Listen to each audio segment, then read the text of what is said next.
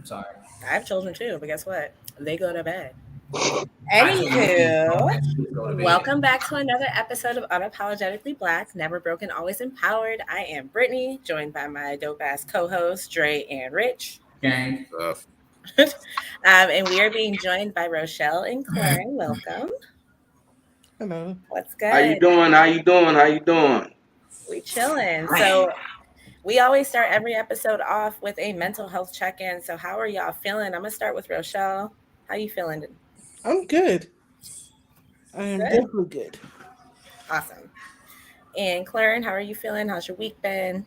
Oh man, it is going well. Things are falling in place. I'm very optimistic about tomorrow. Um, my mental right now, man. I'm strong right now mentally than I've been probably in the past maybe 10 years. Oh wow. So I'm very excited to be around healthy people, around people who understand the mental and really don't mind opening up conversations or opening up space for conversations for black men and what we deal with our mental. I was around a person this week, and it was the first time that I literally was around a black woman who wanted to know what I wanted. It blew my mind because I've never been around, and I've been around a lot of people, but I've never been around somebody who was very adamant and wanted to know what I wanted. What did I want? Usually, as men, it's just hard for us to get with partners that really are interested in what we want versus what we bring to the table. And so I thank you for allowing me to be here today. I'm feeling good. And we're gonna have a great time. Yeah, we are. Rich, how you feeling? Tired. Other than that, I'm good, chilling. Starting new ventures, helping people out. I learned some new stuff. So helping people build their financial literacy when it comes to credit, when it comes to just all different types of stuff. One thing that I believe the black community don't have enough knowledge of is finances. Um, I definitely believe that it's something that people and they don't want to take it serious until it's time to take it serious. You know, Right. Until don't they want nobody to care buy until something. it's time to go buy a car, and when you get there, you want to know why you can't get the car that you want, or why the down payment got to be so high, or why your interest rate is 39%. But I digress.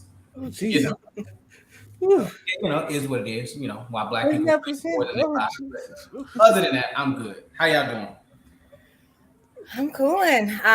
So I'm still trying to balance this whole work life situation. Going from not having a job to working remotely. Like I was sitting on the couch, I looked at the clock, I was like, it's noon. I should like go send some emails or like do something. Like so just trying to like figure out that balance and what works best for me. My wonderful husband just got a new job. He starts tomorrow. Yay. And we're in our last week of living here, so we're packing up. It's been good crazy. I too am looking forward to tomorrow because my paycheck should be coming in the mail. Been waiting on it via snail mail um, for the past week, 2 weeks.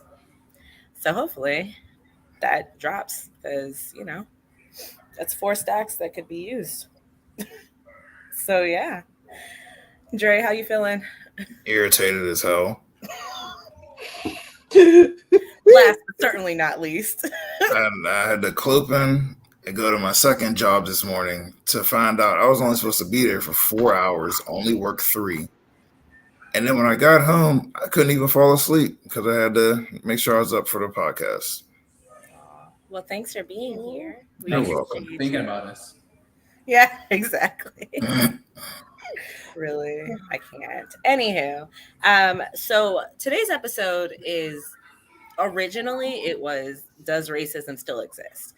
But we all obviously know the answer to that question, right? That's not even really a question. So when I made the stream today, I couldn't think of anything else. I just went with racism. But in general, we're going to just be talking about our personal experiences, just how do we combat it, all that good stuff, right? Because all month we've been talking about different forms of racism and how, like, the sundown towns and slavery still existing. So here we are. All of us are gathered here today.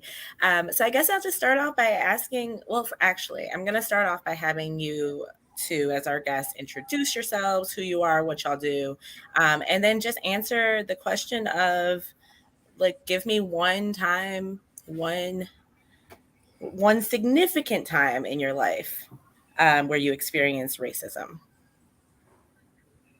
And either one of y'all can start it. We can do ladies first. We can do plural Okay, first. yeah. Ladies first. There you go. Okay. Ladies first. Well, Simple I'm and plain. I'm Rochelle Camille. My full time and consulting job is in HR. And um, and also I live here in Canada. I would say my most significant ones have actually been since being in Canada, not even living in Texas. So I was with my mother in law who is a white woman. And I went to a Shoppers, which is like your CVS Walgreens. Mhm. And this Middle Eastern woman wouldn't talk to me about me asking for makeup for a family member's wedding, but would talk to my mother in law. And I love the fact that my mother in law's like, you see her right there, right? Talk to her. Like this 65-year-old white woman who is like totally sheltered and how she steps in continually to say that she exists, that I exist, and Right. you should treat her like she does. So that's one. Was that in Canada or was that in Texas? Oh, it's Canada. Oh. Yeah, we'll get into that some more because that's really interesting. So, Clara, if you could introduce Well, yourself, sir. I'm a fourth generation Austinite from Austin, Texas, a Okay. revolutionary activist, author, and educator, full time musician, full time father, started a school, church. I got programs. I'm a self published author, and I can go down the list, okay? And being in the South, you expect a certain form of racism, okay? Being in prison, if you haven't been to prison, you see racism fully. So the things that and that's not to uh, lighten up what your experience was, uh, Rachel, or I believe Rachel, right, or Rochelle, Okay. Okay. Rochelle. Not to lighten up your experience, but in prison you see racism fully.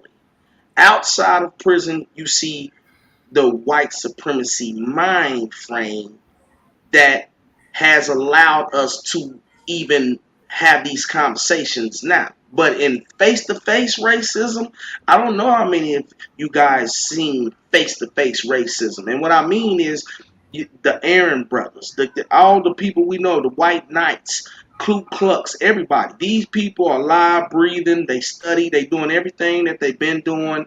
And in prison, man, that's what it is. Is you got gangs, you got the Crips, you got the Bloods, you got the Muslims, you got the White Knights, you got plenty of gangs, and so they section off. And even the Spanish people don't like black people. And my first time going to prison, which was my only time, but my first time going to prison, I did not know so many different races did not like or was raised to not like black people. It Mm-hmm. was a total culture shock. I didn't know Spanish people who consider themselves brown, because I know I'm brown, but they consider themselves brown, and some of them are. But they didn't like me because I was black. Not because I offended them, not because I presented myself aggressively or nothing. It's just they didn't like me because they were raised. Now, outside of prison, the normal interaction of racism that I run into is the white supremacy mind frame. And when anybody has that mind frame, black people become racist, white people become more racist, Mexican people become racist, Chinese people become racist. And I believe, Rochelle, that's what you experience. You experience white supremacy and the thinking pattern of any person who has already adopted Western lifestyle. And this is worldwide. And so, yeah, you can be in Canada and still run into a 65-old white woman as if she No, was in Georgia no, or no, she's in no, no, Texas. no, no, no. My 65-year-old mother in law was the person who defended me from a Middle Eastern. Oh, Like, how old was yeah, the Middle Eastern woman? she was in her 30s. Okay, excuse me about the number of age, but the fact is, you go to Canada. I heard a lot about Canada. I've never been there myself, but I just see so many colorful people, right? And it's just one place that you wouldn't really expect to run into this. Not even a 30-year-old Middle Eastern, and validates what I'm telling you. A 30-year-old Middle Eastern don't know shit. Okay? So if she has white supremacy, this tells you how far this sickness and this disease have ran around the world. You can go anywhere and run into somebody who's thinking white supremacist, whether they're 20 or 30. And that's my Absolutely. experience. You said a lot there, brother. I don't even know if I haven't experienced after that. We got them. We got them. Mine is I'm from Houston, Texas, right? So I'm you already know. So the situation is the same. I've never been to prison though, so mine is more of the I guess white supremacy style of racism, where they'll say stuff like boy, stuff like that, but that's so that they can say, well, I didn't say the N word, I just said boy, and since technically I think at the time I was 16. Technically I am a boy. I'm not, but we know how he meant it. Mhm. I know how it is when I walk in and all the Vietnamese people walk in. They just staring at just you as you shop around, and then they telling you hurry up. Hey, you buying? But then when the white dude walk in, it's how can I help you? You Mhm. know. So that's the kind of stuff that I grew up with, right? It was just more of the okay, cool. But also in A Leaf, it was more black people too. So I mean, it was a lot of us.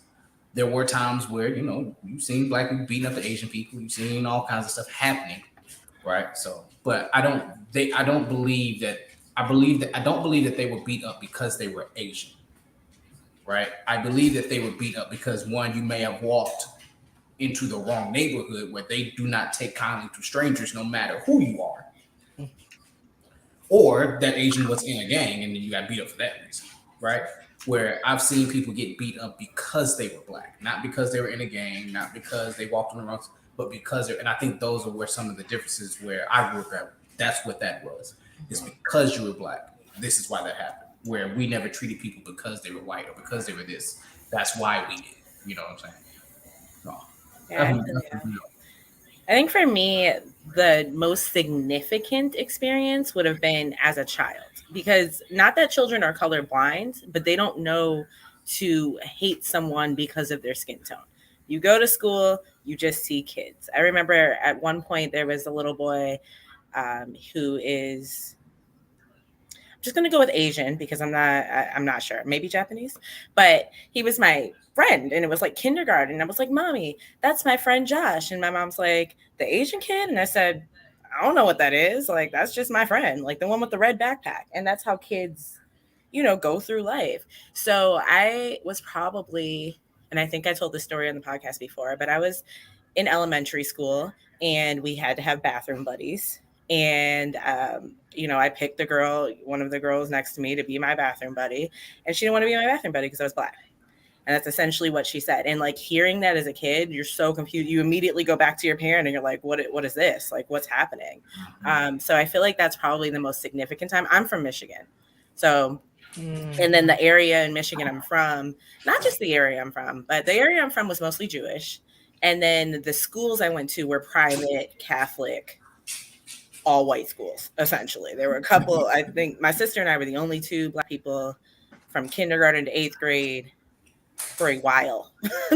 um, so, but even with that being said, I have yet to experience like someone coming up to me and being like, "You're a nigger." You know what I mean? Like, but the passive racism it's out damn near every day. You see it every day. A white Well, And person not holding the door sound like for you. sound like the little girl said that in so many words. No, I mean, no, you're right. You're right. I think for me, and then you can go right after me, Dre, but I think it is for me is the passive is more annoying. I'd rather you be more upfront.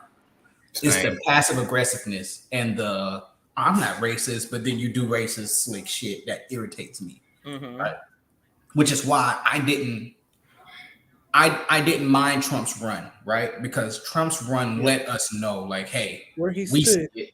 It's there, like it's right there, where everyone else it's in the background, right? It's the we not gonna hire you because we know your name sounds black. Where Trump was like, yeah, no, we don't care. You're black. We're not gonna do it. I mean, at least I know where I stand, you know. So, I feel you. but go ahead, Troy. For me, the most direct racism. I know I told this story on a podcast a couple episodes ago, but it was just me and my cousin playing down the street. We happened to play too close to this white man's property. He tells my little cousin, "You want to live or you want to die?" We don't know what happened to the old man after that because I've never seen him do it again. But quite frankly, I don't care. I don't feel bad for racists. Anyways, shortly after that, I learned a little bit more about my neighborhood. We had a place called Below the Tracks, and that was where all the white people had lived a couple of years ago. And then above the tracks is all the white black people had lived. Then we had a few of them relics that were still in the neighborhood.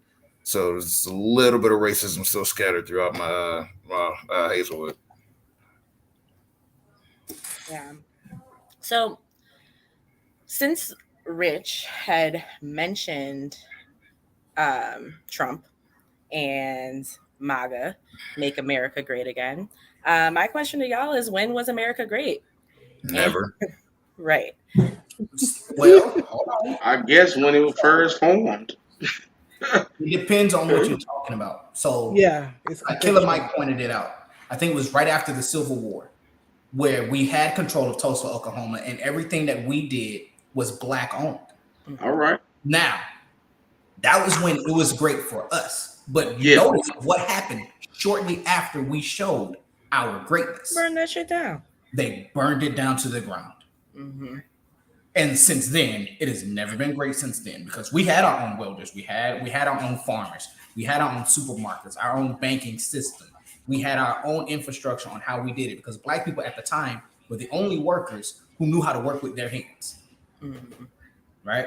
So we had the city going and thriving and growing and moving, and then they were like, "Oh wait, nah, you niggas is moving too great outside the Civil War, which was what 17 something, when the Civil War was, and then boom, there you go. 1860s. So the Reconstruction was like 1866 to 1872. Yeah, olden days, but that's when it was great for black people. After that, you can't tell me a decade time frame where it would consider to be great for black people. See, Rich, not to take away from Black Wall Street, I only say it was never great because to me, greatness has to last. And for all minorities, there's never been a single period of time where greatness actually lasted long enough for another generation to experience it. It was always snatched away during that generation actually trying to build it. Mm-hmm. Yeah. I think my take on when was America great is kind of agree exactly with what you just said. I don't know if it's just ever been great for us. I'm pretty sure it hasn't never really been great for us, but at the same time, I don't believe that we're all transcend from Africa. I believe that in some way, but I don't believe just the notion of we were brought here to be slaves. I believe we inherited this land a lot longer, way before white people ever came. I believe that we were already here. I believe that it was great when we were here, and that's why they came, to explore and see the greatness, and then and seeing that we didn't have any trouble on the borders of the water. It wasn't no wars going on. The land was full and plentiful. But outside of that, I don't believe that it's ever been great. And I also believe that a lot of minorities have been used to shut out the African American black man in the United States. And I'm talking about even if we get people from Mexico or wherever we come, we're talking about a country that has allowed over 3.3 million immigrants into this country soon as we were able to work. Soon as we were able to integrate, they brought 3 million more people from all over the country that could be considered Asian, brown, whatever they were, and gave them all the union jobs, made sure that we still wasn't being able to work. We still wasn't able to get what we were supposed to get out of integration because it was given to somebody else. And still now to this day, You can't find a black man that works in a warehouse that is not being discriminated against, that is not being muled, and that is not being treated in this racist atmosphere by all other cultures except white folks. I see it every day. So, I mean, I don't think this country's been great, and I don't even want to add all minorities into the treatment of black backs because black backs solely created this country, and everybody just pretty much piggybacked on our pain and said, "Okay, we'll attach ourselves to them because we're already told that we're different." But as soon as the white man tell the other cultures that they're different, and they come and they rather stay in the middle, and they still don't like us. They still don't want to embrace us. They still don't want to fight for us. They still don't speak out for us. But guess what? Anybody that's lighter can always consider themselves white. Just like you said, you know, if he was Asian, Japanese, guess what? He was a white boy. You thought he was Asian, Japanese, but guess what? When he got here, it probably was white on his birth certificate.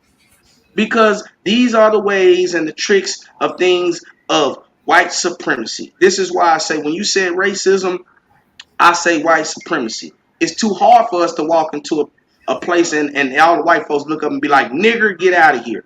No, nigger, you can't come in here. That's kind of a little hard. It's hard to find that. It exists, but it's hard. But what you will always see, where you will see them abusing power, you will see them doing subliminal hate. You'll see them making sure that you don't get the position at HR that you've been working to get for the last 5 years. And as soon as the white woman walked through the door, they hand her the job. So you'll see these things and you'll think racism, but we have to reprogram and re-educate ourselves in a higher level.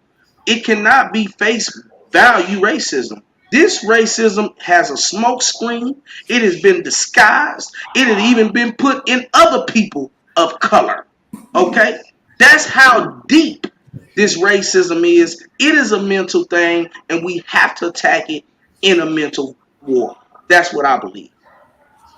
And just to comment to that, and I think that's from my perception the difference between racism in Canada versus racism in the States. In the States, it's always said it's the great melting pot. So it's what I compare it to is you come here and you give up your ethnic heritage to grab onto this quote unquote American dream. But in Canada, we have what they call the Great Mosaic. You keep your ethnic heritage. However, how racism sifts, it depends on the hierarchy in which you live in based on not only just skin color, but just hit your historical background. Like people don't realize, well, I didn't realize until I moved here, there's a hierarchy in whiteness. And when it's whites against whites or Europeans against Europeans, you can see that fight. Like you would have Dutch fight with Italians and all these other things. But when other peoples of color, especially here, black and indigenous, um, it would be we're gonna work together to keep those people out. So yeah, it is a mental thing, and here is definitely one of those situations where you can see black hands all over American history. Mm-hmm. You can see it in the laws and other things. But in Canada, they were very successful at keeping black hands and indigenous hands off of the laws, out of the government, by using politeness or what people have been saying, this passive racism Mm.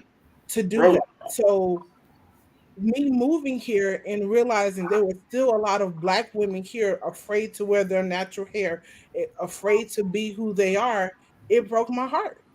mm. I mean, even down to, a lot of people in my age group, which I'm 30, I'm 33. Most You of them girl, have gang, gang. only had Still one young. black teacher, one.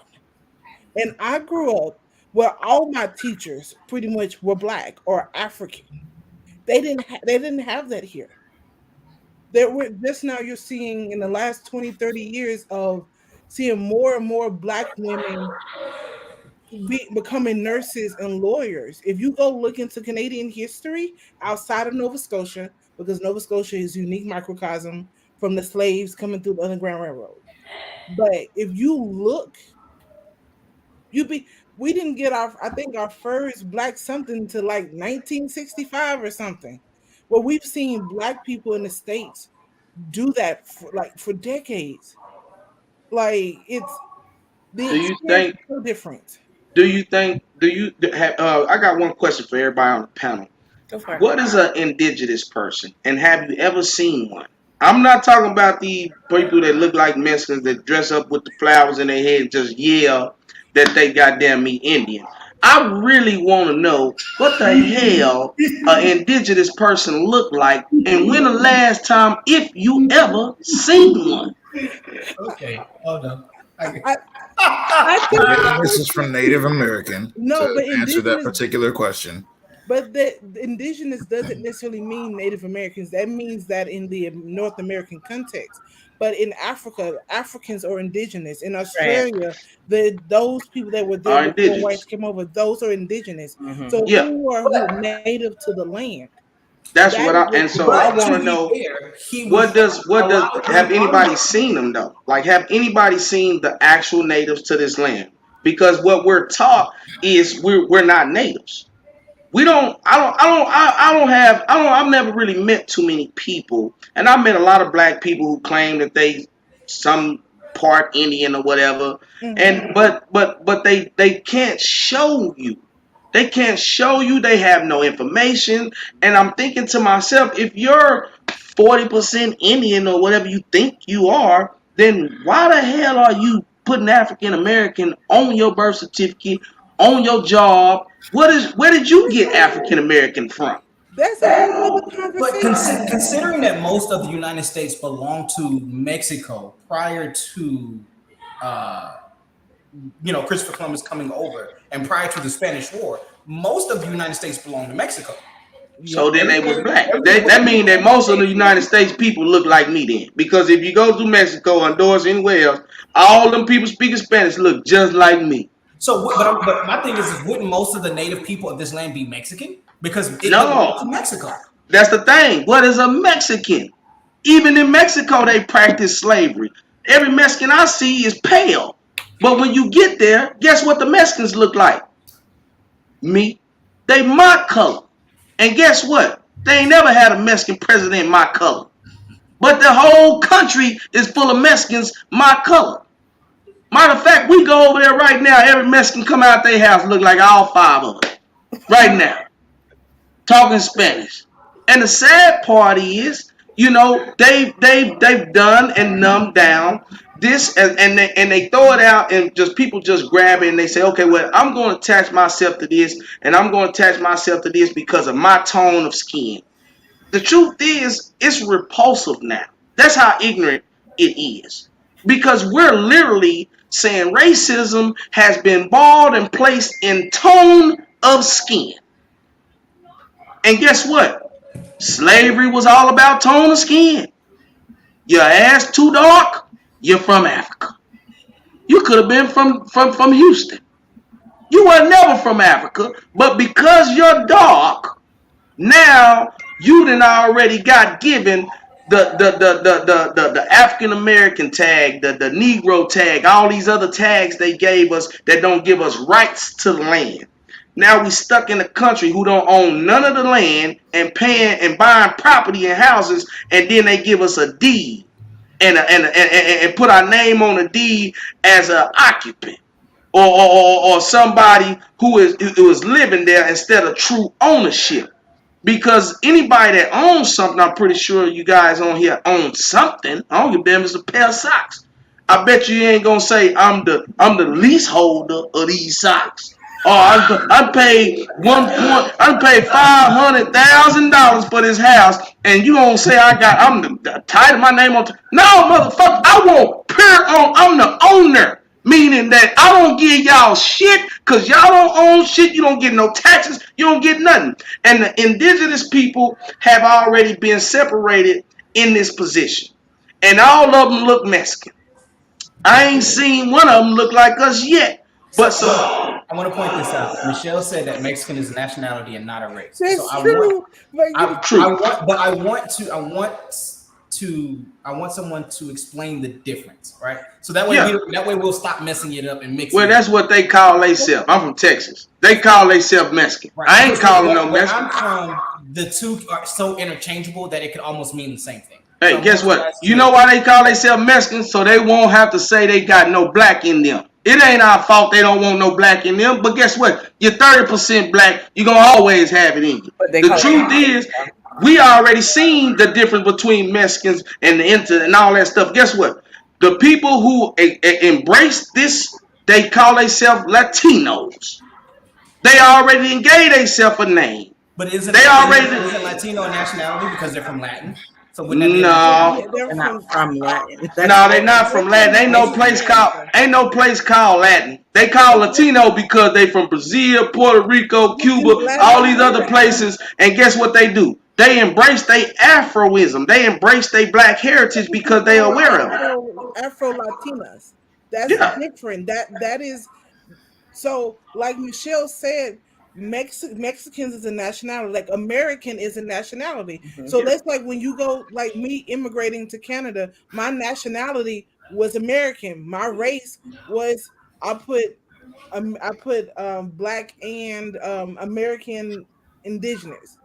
Um, so like that's like primarily the difference, and I have seen indigenous people primarily here in Canada that have generations. We're not talking no papers, because how America deals with Native Americans and how Canada deals with it is two different things. Like for example, I learned today there is a indigenous nation, because in Canada we call them nations, not tribes, that lives on one side of the Quebec border, and on the other side is the US border. And they travel between the two, and we have what we call non-status and status indigenous people. So status means you get all the legal rights. Non-status means you don't get all the legal rights, but there's some lineage, a part of you, some DNA that says you are indigenous. But in America, you have to jump through all these hoops and everything else to get any kind of status. And we have to not forget that some part of Native American history, Black people were enslaved to those people. So we don't even Yeah. know we're Native American because somebody loved each other and they had sex and made babies. We could have been products of rape from Native American owners that we Absolutely. Mm-hmm. don't think about. So Yeah. But my question still stands. Prior to Christopher Columbus, yes, what we call Native Americans, what race are they? Black. Point blank damn period. Because we Black. know that their nationality is American. They're so North first he American. So we called them know that they're Indian. American. Yeah, What Black. race are they? Black. Black. Black. they Black. were they were part of Mexico. Ah! They were Black. part of Mexico, but the name, it was a different Black. Mexican That tribe was at the the name time. of them. Black. They were black. I'm not Black. saying Black. that they're not Guess what? black. The That's truth the is, if issue. you from Puerto Rico, Hawaii, I don't give a fuck where you from. You're black, man. We But ain't the about to keep only playing these issue that's shade but games. Cause that's what it is. It's a shade game. So it's I'm just telling you the truth. It's a shade game, but man. that was before racism was even a concept. That When what you're Christopher saying is Columbus before was a concept. came How here, you know what a concept was when we see plenty of racism in Africa in biblical days? Jesus told a whole flock of white I folks that he wasn't know his that. brothers. It's Man, not the hey, same he thing took. because I'm just saying, in the Bible, Jesus looked at the Jews who were quote unquote white folks and told them, "Y'all can't hang with us unless you jump in this water and bathe, cause your skin all raggedy. Matter of fact, we just can't pray over y'all. We gotta baptize you, white folks." That's race. These people were aware white people never existed, and once they got here, now we start talking about different colors of people. But at some point, we gotta acknowledge the fact that we playing shade game because you can't say Mexico is. What do you mean Mexico? Mexico is full of black people. Brazil is full of black people. And guess what? The Indians that had 48% of the slaves, like you said, yeah, they was raping them. And everybody they raped, they all lost their rights when we put Negro and African American on our birth certificate. Soon as we start signing over our rights, we didn't have the right to the land. And what they did here, they made sure they wasn't able to do where you at, because what you said is exactly what has went on in America, and the way to fix it is the way that Canada done it. They it's all about paperwork. It's all about paperwork. Now we in America, we fight. And anybody listen to this, I had a conversation with somebody the other day and they were like, why do Nigerians hate us? Why do all these different black people from Africa come down here and they just hate us? I don't know if you guys experienced it, but in prison, it kind of felt like that. It kind of felt like black people from other continents didn't really like us or respect us. All right, so Jeremy, I know I'm we're a, gonna the try to hit. take you a while to type it, but I'm gonna need you to type out exactly what you mean by this statement right here. All Oh right, yeah, Brittany, let's move on. because of the Bering Strait during the Ice Age, it is according to geography and all these other sciences. There were people that came over when they migrated during that time. That's what he means from through Alaska through China. Because Mm, believe it or not, on the furthest tip of Canada or Alaska, you can actually see Russia and other parts of the world. You Yeah, can Sarah fly Palin there told us that. She can see to it be from the sure. backyard. Yeah. So that's how close the northern part of Canada is to the other parts of the world. So basically, he's just talking about the Bering Strait and migration. But Well, yeah, I think Elijah Muhammad, came out and taught this way back in the '60s. He said we not from Africa, we from Asian Minor. He been said black people came from but Asia. but if you look at migration patterns and things like that, everybody still points back to going coming from Africa. Well, we all got to remember the dynamic. The dynamics was different. The geography. They at one Yes, point they were saying the land was stuck together and it wasn't split up. yes, So in we, Tangier, we, yes, we yeah we want to stay in timelines and respect the timelines in that era. But when we come all the way back to 2022, I mean racism is a shade game. Anytime and it's almost they didn't weaken down racism and they So, weakened down justice. believe it or not, I believe racism is actually played on a two-part scale. There is racism of poor people, and then there's racism of people that actually have money, right? yep, So, I mean, uh, that's classism, if anything. yes, but then there's racism within your class, Hmm. right? So those that live, not to talk bad about people that live in trailer parks, but for the white trailer park people, like their racism doesn't really affect the guy that's driving the Benz that's heading his way down uptown to his condo, right? But the racism when he gets to his condo is that the clerk will check in the white guy before they check in him. And then, so there's still a different class system that we have to face. And now a lot of people say that we should focus more on that versus actual racism.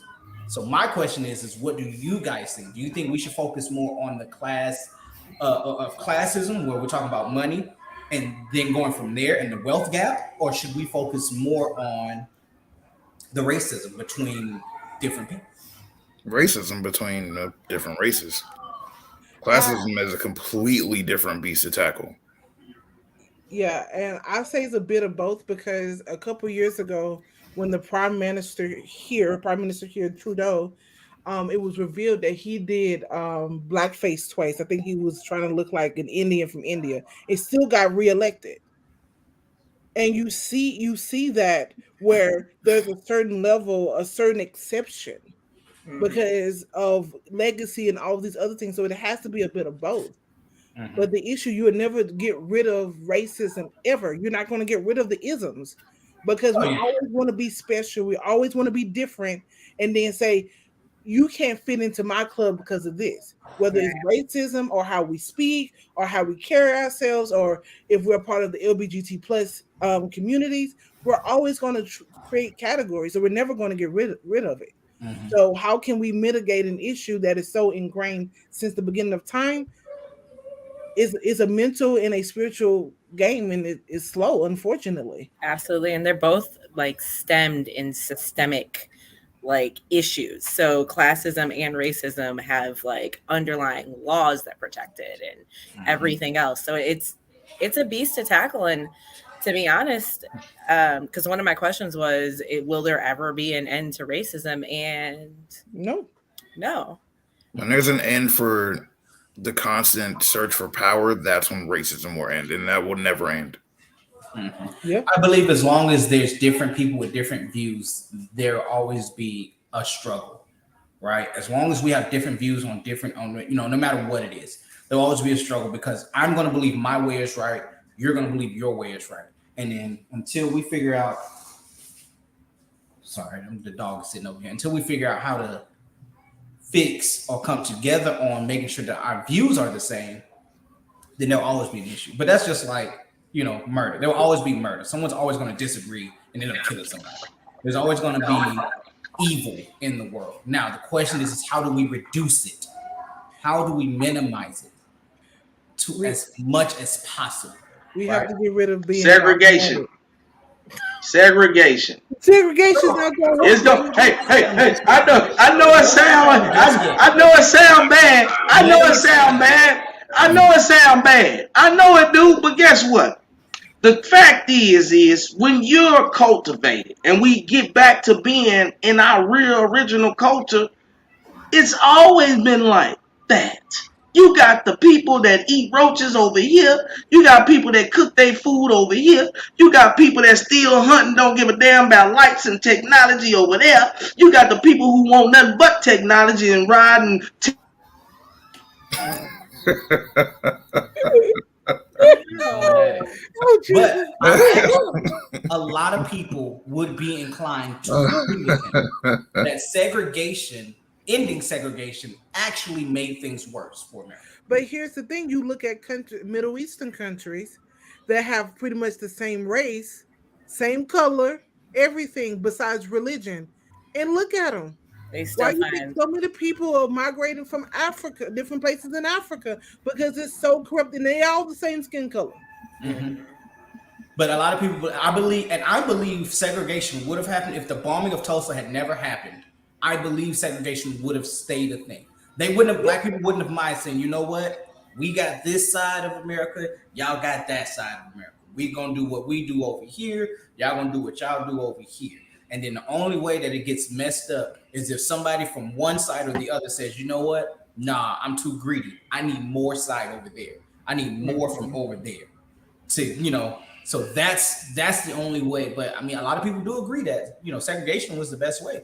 A lot of people outside of the United States believe that you should marry within your race, you should do things within your race and within your own people.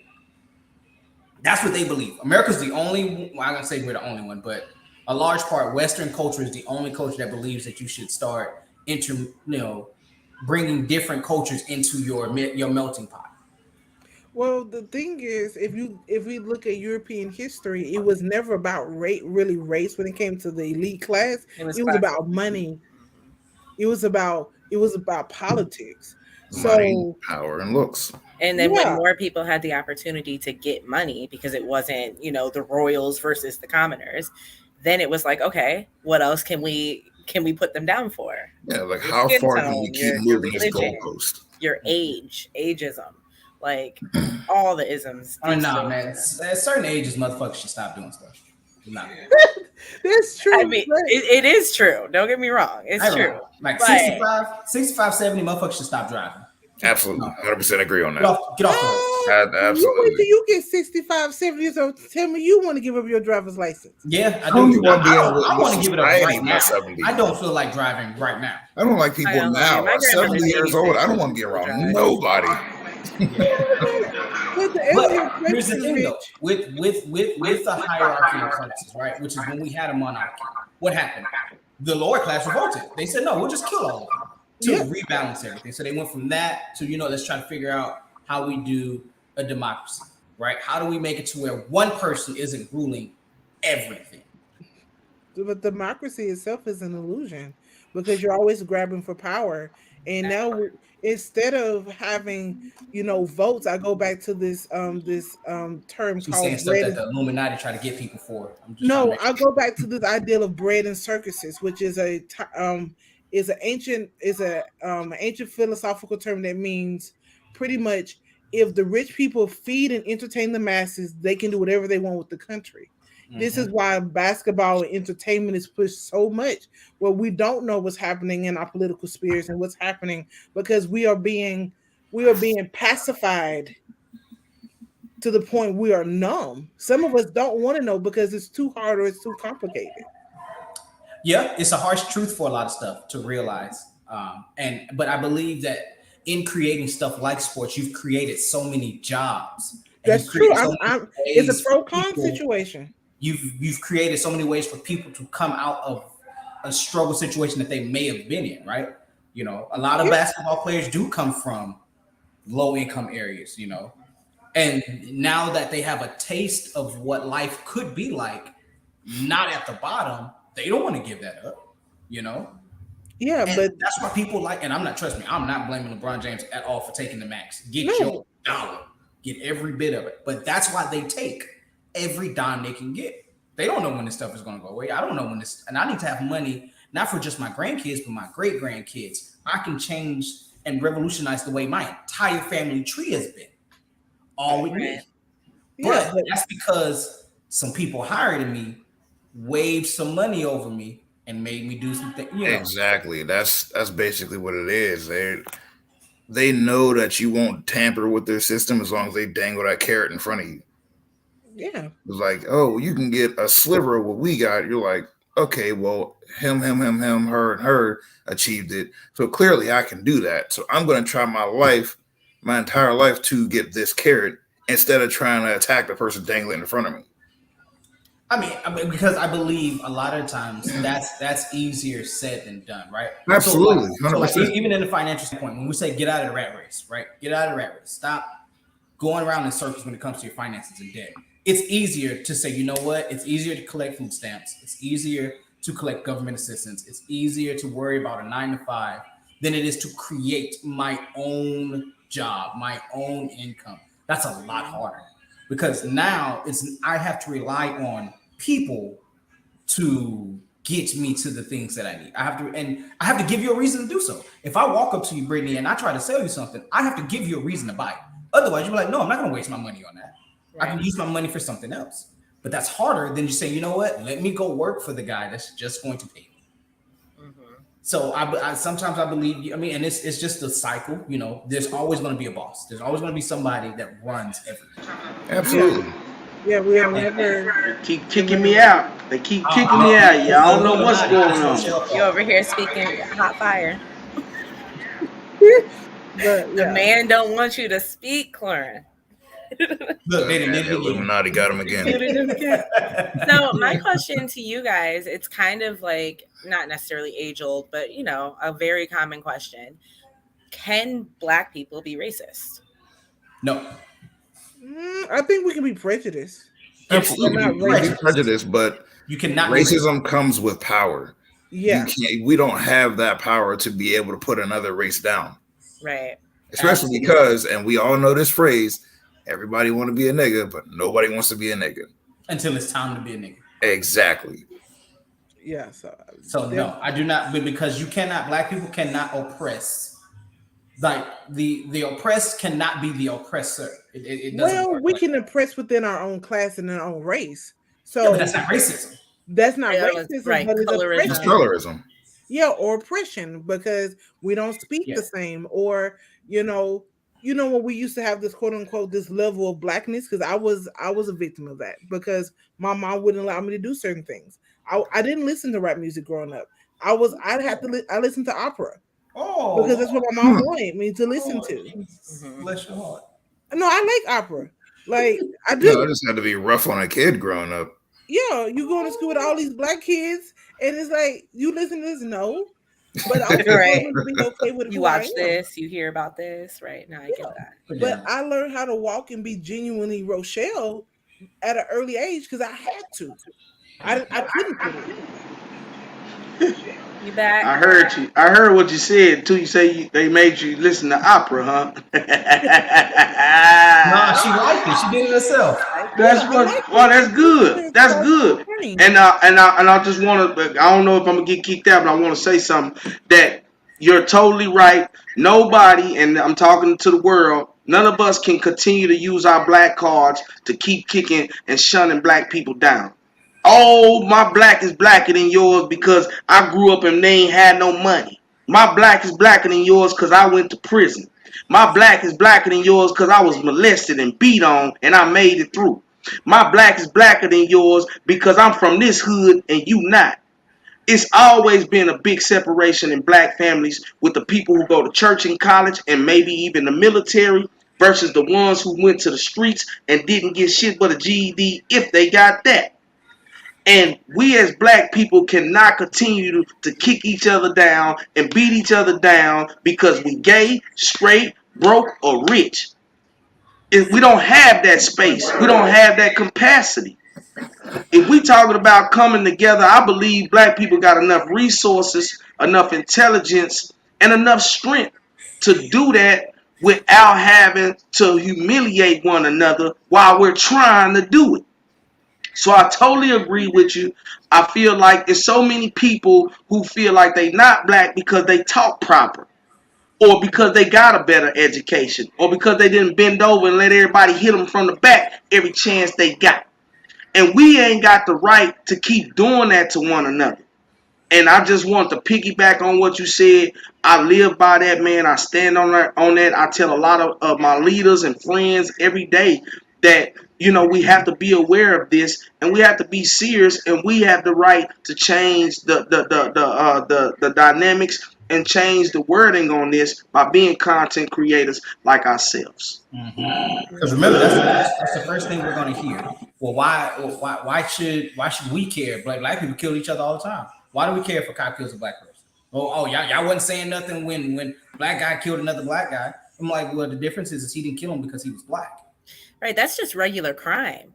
Like that's just crime. White That's people regular kill white crime. people, black people like that's We're upset crime. because the And guy we're the choked only ones that get labeled that way. No other Absolutely. minority gets You don't labeled ever that hear way. white White on people white don't get crime, labeled that Asian way. on It's Asian crime. literally just black people. just black. But I'm in Austin. I know you said you was from the H, Rich, and I'm living in the most segregated city in the world. Yeah, I know. So when I say segregation, I know it sounds like I'm going way back and I'm walking somewhere in New Jersey or something with a bow tie on, but it's not. You already segregated. How many times you ladies going to get your nails and eyebrows done and it's full of Asians? No, not the ones working there. I'm talking about how many times you go in there and the place packed full of Asians because they support an Asian business. It doesn't happen that way. We've been segregated. We've still been segregated even when they told us we wasn't. It's what I've been saying from the get-go. What's crazy is they're not crucified for it either. When you go to Asian-owned businesses, they only hire other Asians. Now, it might be inside their family, and they claim that it's family-owned. But for the most part, they only hire other Asian people. They don't hire anyone else outside of that. But when we go to and I say the reason why white companies should be different is because white companies own majority of land and companies, so they should have a little bit more diversity. But when a Hispanic restaurant or supermarket, they only hire Hispanic people. Right. That's all they do. Yeah. I to speak to what Clorin was saying about segregation, when you first brought it up, I was like, yikes. But when I think about it as an HBCU grad, going to Howard University, being surrounded by other Black people, that was the safest I've ever felt. Just being able to walk around at night, being surrounded by other people who look like me, that was literally the safest I ever felt. So, as extreme as it sounds, it's not. I mean, my thing is, all I wanted the listeners to hear what I'm saying. Because I got y'all and y'all can see me and y'all can hear me. But for the listeners who may catch this recording, do you go to white churches? How many white churches do you walk in and see it full of black people? You don't see these things. Look, listen, and learn. Please, people. Segregation ain't never left. We still segregated. Even in our homes, man. Most of the people that's doing broadcasts are coming up with dialect of what you bring to the table, what she don't bring to the table. We're talking about black women and black men, relationships most of the time. And how we can either amend them or what looks silly. Most people just want numbers. They want attention. They want the views. I'm consistent about being with people who want to get antidotes for these diseases, who want to come out and get answers for these questions. They want to fix something and change the next 10 years of our children's existence because they're aware of what's going on and they're not afraid to call a ace and a duck a duck. We have went way too far left and we are afraid to confront. We are afraid to stare down in the face of these obstacles because we think they're not going to like us no more. Well, guess what, America? Y'all don't spend shit with me anyway. So whatever I say come out of my mouth, if y'all want to cancel me, cut me off, don't want to come over my house and eat the last mustard and bread I got, fuck you. You ain't never gotta come. Because they'll do nothing for me anyway. And I apologize for my language. But I just had to say it. I had to say it straight like that. Because the truth of the matter is, somebody gotta be able to get out there and sacrifice and say, hey, y'all can take everything I ever earned. Y'all can take the titles, y'all can take the materials, but my dignity, my integrity, my love for my people, y'all would never be able to take because God gave me this. God put this in for me, and it comes straight from God. I ain't make this. He gave this to me. So I'm going to stand on what I believe, and I'm going to stand firm. But please, people, quit being naive. You still segregated. The Asians don't kick it with you. The Mexicans barely kick it with you unless you protecting them and helping them sell their dope. Hell, if you ain't doped up, you probably don't kick it with nobody. Your ass turned into a whole loner once you stop being a stoner. Your ass can't even find no friends. I'm using that line, by the way. So my thing is, guess what, America? Your ass is still segregated. You can't live in the neighborhoods you want to. As soon as you get enough money and move in a white neighborhood, they gonna all come together. Cause guess what? White folks they find ways to kick you out. They call it the HOA. Yeah. Mm-hmm. Hey, they've been doing that. That's where we got it from. Where you think we got that from? We learned that from white folks. When another black person come in our hood, do you think it's natural just because you stay across the street for me to actually hate you and have a problem with you? That's what gangbanging is. It's a damn street between us. Yeah. And guess what? Don't go over there mess with them Negroes over there, Uncle Ruckus looking ass. And don't go over there messing with them, Uncle Ruckus looking ass. Why? But guess what? She just told us when she got to the HBCU, she felt the safest. Now, every opportunity that I had in my life to build, bond, learn, and do group economics, you ignorant, blind, deaf, and dumb Negroes told me don't go over there. Oh, Pastor, so blind, ignorant, deaf, and dumb? Yes, Lord. Yes, Lord. Hallelujah. Amen. They all deaf, dumb, and blind if you refuse. And again, this is only for the people who refuse to embrace wisdom. Okay, you're smart, you got education, you got your damn diplomas and all that. I love it. I love education. I'm an educator. But the Bible specifically speaks about wisdom. And if you ever think about it, what is it? What is knowledge? What is a form of education and what is wisdom? Hey, you might not got none. So find somebody that do and hang with them all day until you learn what you need to learn. Because at this point, we are killing ourselves. We can talk about racism. We can talk about other races, how they don't treat us, how they don't like us. But it always going to go back to the man in the mirror. If we do this right by ourselves, nobody else will ever have anything to say. Because I'm in Austin and there's 20 different type of cultures here. And guess the only conversation we having is black and white. Matter of fact, anywhere I go, anytime. Hell, we don't even talk about other cultures on a real national scale. We're talking about black people and white people. As if we the only ones exist. Actually, we started talking about Asians since COVID. Since, you know what I mean? The hate crimes started happening. That's when they were mainly in, the media talking about Asian hate crimes. And Jamal had said earlier, it was so quick for them to get that bill. Literally 2 months. When literally lynching just became illegal. Because the guy that made the bill would be a hypocrite. He's the same guy that locked black people up in the 90s. He would be a Yeah, I hypocrite feel to come that. out and say, oh, hey, protect black people. Because he did not do that in 1998 when he wrote these true crime bills that were locking black people, specifically black people, up. But that's where the frustration comes from. They stopped hate towards another minority, but didn't give a fuck about Wait. black people dying in the street.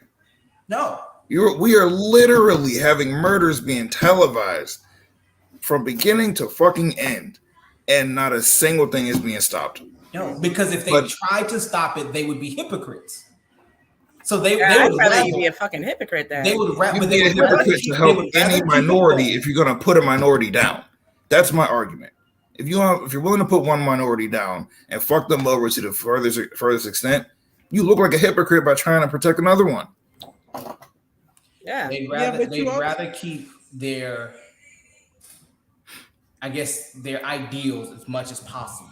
They'd rather keep bigger that than goalpost active. It's bigger than that because you also got to look at how internationally money and politics play hand in hand.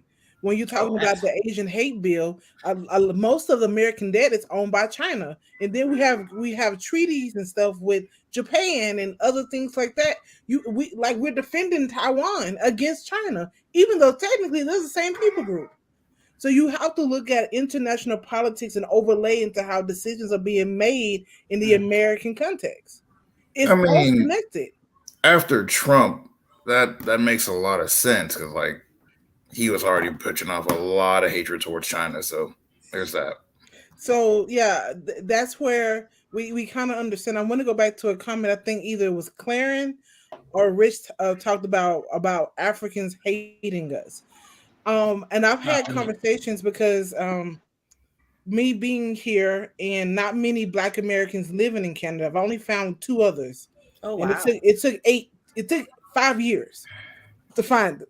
And I've never met them in person. Anyway, and I remember my friend's daughter asking me, can you explain to me some things about Black Americans? She really didn't understand. And she is the daughter of a Nigerian and a Liberian born and raised in the Netherlands. She didn't understand. She doesn't understand the American context. So some of it is that they don't understand. And 2, they're also, like Clarence said, we're afraid that people don't like us. A lot of Africans, when they come here, they don't care that you don't like them. They're like, give me my money, respect me, and I'm going to climb and get out of this. And I'm going to ask it on the other end, not Africans that come here, but if we were to go to Africa, right? Yeah. Because they want our opportunity. They want our citizenship. They want to be up here. Why though? Why the hell you come here and act with this shitty attitude? They don't help us build nothing. They don't build with us. They don't like us. Let's be clear. They don't like us, okay? And you come all the way down here to listen to our music, dress like us, fix your bald biscuit head up like us, and then you turn around and act like you got a problem. That's the only thing I don't understand about people around this world. How y'all act like y'all hate Black Americans so much? But everything y'all do, y'all trying to be like us everywhere in the world. Without getting too deep into it, they think that we are living the American dream. They think we're just living it up over here. So when we go over there, they're like, "Oh, you're uppity. Like you're not from here. Like you're not really a native of this land. So why should we embrace you?" Because here's my thing. I was almost going to say, do you believe that that's a Western culture thing or is that a Black people thing? But I would argue that it has to be a Black thing because when white people go to Africa, they don't treat them like that. So it's not a Western thing. When people go to Africa, they're not treated like, oh my God, we think. Thank you. And guess who owns most of the property? Guess who owns most of the property in Africa? White folks. No, China in some countries. Yeah, they white too. Hell, they just another color white. You remember what the mama said on Friday? Here, they white too. They just eat rice. Whatever you want to call it. They don't own their own shit. Now, how you come all the way from Africa instead? The truth is they should have been down there fighting for their own shit instead of coming down here and smelling their ass and acting like they don't want to build with us because you said it already, Rochelle. Black people here fight for shit. We'll And go to war for and they something, do man. and they do fight there. The difference Why is they ain't got nothing? Why they ain't got because nothing? it was stolen due to We colonialism. got That's our what shit stole too. We got our shit stole too. So what? Why they ain't did nothing? And then you want to sit up here and give them a pass talking about they think we live in the. You a damn lie. You know how many black leaders that went over there and told them people what these white folks was doing to us? Mm. They didn't never cared. Africa had But enough you troops. have to They look had at enough resources. They had all the They things they needed to come that and part is stop weird. slavery no, here. they They definitely didn't. didn't They have the didn't. resources. That's not Why? accurate. Why they didn't? Due to their own corruption. They definitely didn't have the resources. They definitely, I will agree, they still didn't give a shit, but they definitely did not have the resources or the manpower to deal with the United States. Not at that time frame. At But that time frame, Man, United them States Africans is square was business. They could have brought 500 Africans over here but and got it's us about this bitch. but it's They also been important bad. that you have to look how Europe Hell. also went through Africa and colonized different parts of it. So they were also dealing with their own type of yeah. oppression and Africa I definitely at racism. that know. time had So had its that's own what I'm saying. How y'all let them come to your shit and run your shit? See, they didn't come to our shit. We supposedly was brought to this motherfucker fucked up. But they over there ready and supposed to be on it. But no. Y'all let some white folks come to Africa, colonize y'all, then come to America and say we live in the American dream. No, Papa. We live in the African dream. You niggas dropped the ball. That's what's really going on. But blame us, blame everybody over here because that's what's going on. They don't want to hold themselves accountable for nothing. You know, this mind frame again is evident. If we look and we listen, we can learn. Every time somebody says something, it goes back to what I've already expected. How can these things exist as if it's like everybody just giving somebody a free pass to be a piece of shit? No, I don't care what color you is. Don't come back down here being a piece of shit, okay? Point blank period. Don't come down here with no attitude and acting like we all uppity and don't want to build with us because that's what's going on. And guess what we take? We take on all the fight. If they kill an African or a Nigerian that's just been down here, guess who all fighting? Us. They ain't shutting down Africa. They ain't tearing up Africa for an African getting killed down here. But we are. And that has to be seen. You got to notice this stuff. It exists right here in front of us. And even if it's not hate or some type of bias or whatever, no American goes to a whole nother country and just says, oh, y'all not shit. You know what they say? I don't never want to go back to America. Take me to Africa. I'd rather live in Morocco. I'd rather live in anywhere else but America. But we can't get that. We can't get the love or the respect from our own people around the continent. And I think that it's our time as influencers for us to save some of our little money or get our baby mamas or kinfolk. Somebody got to chunk in. And we go to Africa and talk to these people ourselves because we got some sense.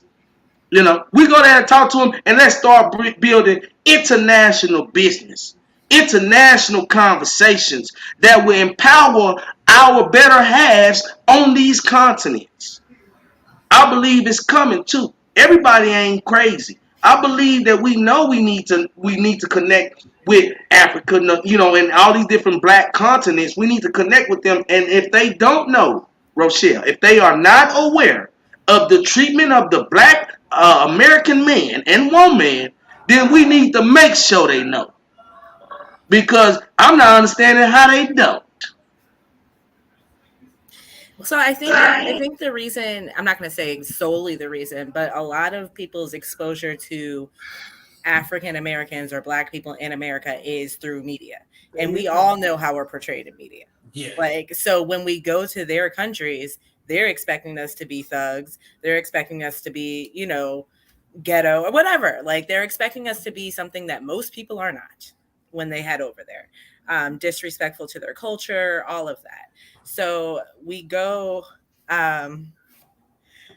into these situations with the cards stacked against us to begin with, whether it be Africa or literally any other country. Their only image of us is what they see on TV. I don't believe it because them motherfuckers dress just like us. At the end, have you seen the NBA lately? I'm just saying though. So they obviously watching That's the image something. that they get from us. Yeah, That's they got it from. I'm saying, but how else can you take an artist like DMX and take him to Africa and he got 2 million people there if they ain't watching, listening, learning everything? It's Yeah. impossible for them not to know. They do know what's going on. They don't give a damn. that's That's the truth. They don't give a damn that's because they are aware of what's going on. You seen the NBA draft? I've probably seen 5 Americans get drafted this year, man.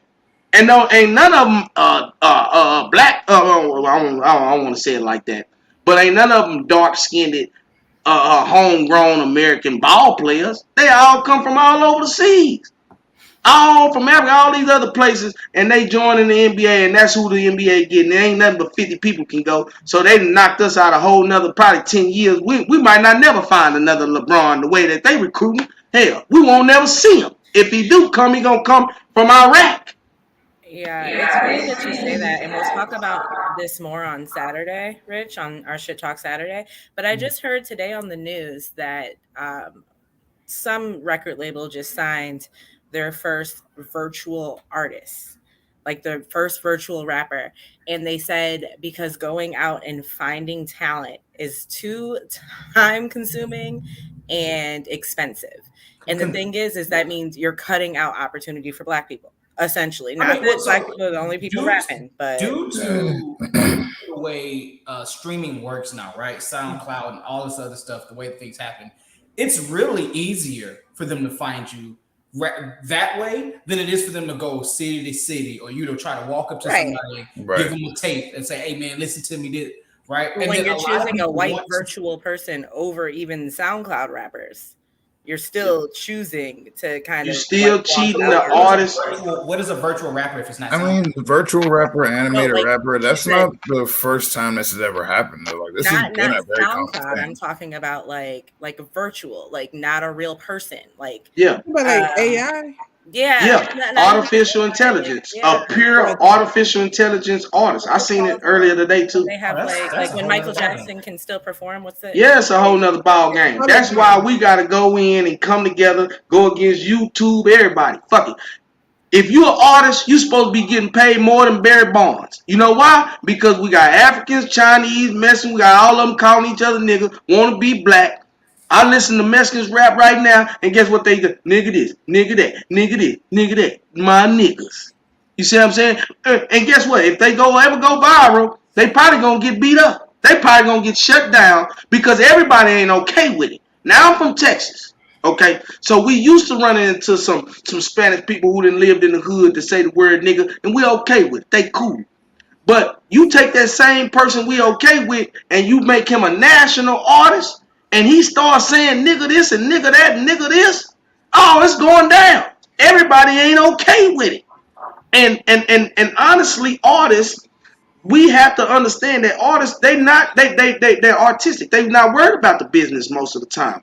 So the people that are behind these people who are worried about the business, this is very important to us. We already been losing a shitload of money by not owning our music, not owning our masters. Hell, I'm looking at who was this? I think it was Aretha Franklin. I think it was Aretha Franklin. Yeah, I think no, was it Aretha Franklin or Anita Baker? One of them just came out and said she just was able to own her masters It was because she got help. Huh? It might be Anita. Anita. It was Anita. So Anita just got, ownership of her masters, and Chance the Rapper, right? Somebody that's 40 years younger than her helped her establish this type of ownership. We're talking about only a handful of artists in our whole history of existence really being able to own their own masters in music. Yeah. So making an artificial artist Yeah. is the staple and the stamp of saying, you guess what? Now y'all ain't gonna never be able to come back over here. We done took your music, your colors, your hair. Everybody got dreads. Now y'all ain't getting nothing. Either you gonna recreate it all over again, or we done stole and snatched it in your face. All right. Just we gotta close the episode out. Go ahead, We Rochelle. definitely gonna have a part 2 to this. Rochelle wanted But to build off of your point from that, tomorrow's interview is going to be centered around educating Black youth with Mr. Howard Robinson. And now, Rich, you can take it away. All right, go ahead. Finish your statement, Rochelle. All I was gonna say, the AI thing is a money move more than anything, because then you can make the voice sound what you want, make the person look the way you want. It's Mhm. all about money and ownership of music and other things. It does have racial implications, but it's money because No, and you I own the absolutely AI. get that. Yeah. Yeah. Yeah, you Yeah, own But with everything. that said, we do have to wrap this up. Thank you guys for joining us tonight in this very educated talk. I've learned a lot from both of you guys. thank you. But like I said, we're going to end it out with our sponsors over there, RDI Financial. If you guys, we always, what their slogan is, if you can't help broke people being broke. So I need my black people to get your credit together, get your financials together, get your financial literacy together, if anything. Even if you feel like you got, oh, I got a 700 credit score, I got my own house, get your financial literacy together and teach it down to our youth. All right. But if you know somebody who's trying to get their stuff together, fix it and get it fixed, send them over to RDI Financial. Have them message me and I'll get them taken care of. With that being said, Brittany know all of that. You know, be safe, be black, be Stay unapologetically yeah. black. Stay dangerous. Y'all be great. See y'all later. Have a good night. Already. Have a good one.